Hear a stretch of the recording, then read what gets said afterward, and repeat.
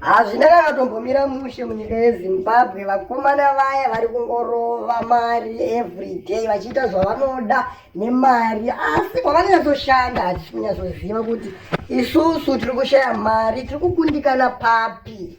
100 of Johani Masowe Chishanu Apostolic Church members gathered today support the leaders Madzibaba Lawrence Katsiru and Madzibaba Muhana as they took delivery of the 2025 Mercedes-Benz GLSS 450 Formatic and GLE 300D Formatic vehicles. Each attend received $100 courtesy of Wicknell Chivayo.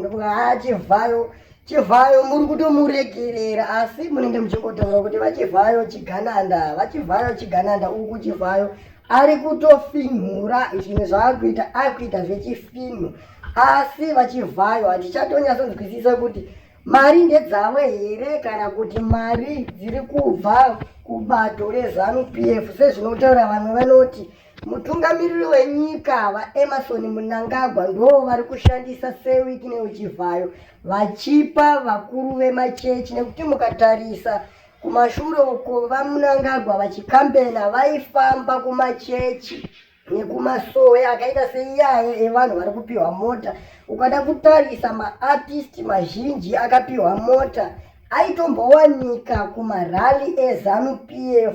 Saka vamwe vari kuti vaMnangagwa havakwanise kubuditsa mota varivo, vakushandisa seWicknell Chivayo kutenda vakuru vemachechi vavakashandisa pakukambena vachikolonaiza vanhu vemumachechi mavo vachivati vabvotere bato reZANU-PF. Saka izvi vakuzviita kutenda kuti takakunda musarudzo kuzoitira sarudzo dzinouya kumakore ari kuteera uko kuti vazovhotera futi bato reZANU-PF. Nofunga munozviziva kuti machechi mazhinji emuZimbabwe havachanamate Mwari, vakunamata ZANU-PF.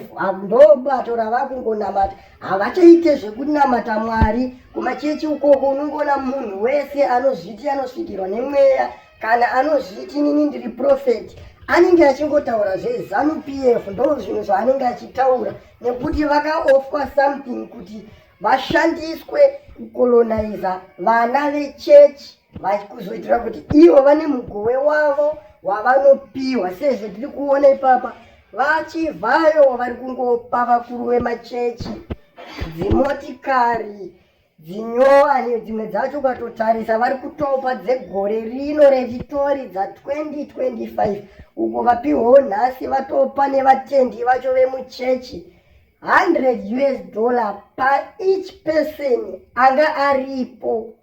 Asi chinonyanyonetsa ndechekuti mari dziri kubudiswa ma-US dollars, asi ukatarisa munyika munonzi munoshandiswa mazigi, ndo mari yavanenge vachiti ndo mari yedu yenyika. Ende ukatotarisa vashandi vazhinji vehurumende havaisirwe mari yavo yese ari ma-US, vanoisirwa mazigi vopiwawo tuma-US tushoma. Asi ukatarisa naChivayo hapana pavanobuda vane mazigi, mari dzese dzavanoshandisa vanoshandisa ma-US dollars ende havashandise swipe pazvinhu zvavo, vanotobuditsa uri muso chaiwo. Pamwe pacho unotoona mumavhidhiyo vachibuda vakazadza mamiliyoni patebho vachishowa nyika, asi pamutemo tinoziva kuti zvinotosungisa zvikatoitwa nemumwe munhu.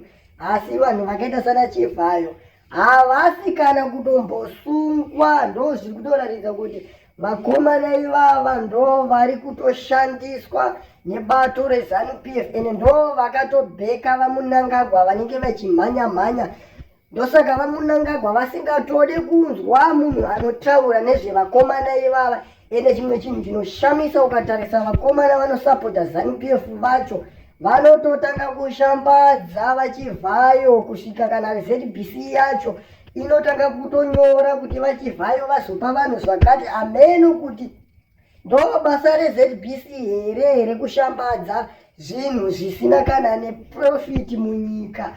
ende isusu hatina kana benefit sevana venyika, asi Radio Zimbabwe yacho kana ZTV yacho yakuita kunge yakagadzirirwa vachivhayo, havachakwanisi kutaura dzimwe news kunze kwekungotaura zvavachivhayo nezvavamunangagwa. Yakuita kunge station yekwamunangagwa nekwachivhayo nekwatagwirei nekwaAxilia mukadzi wacho waEmerson.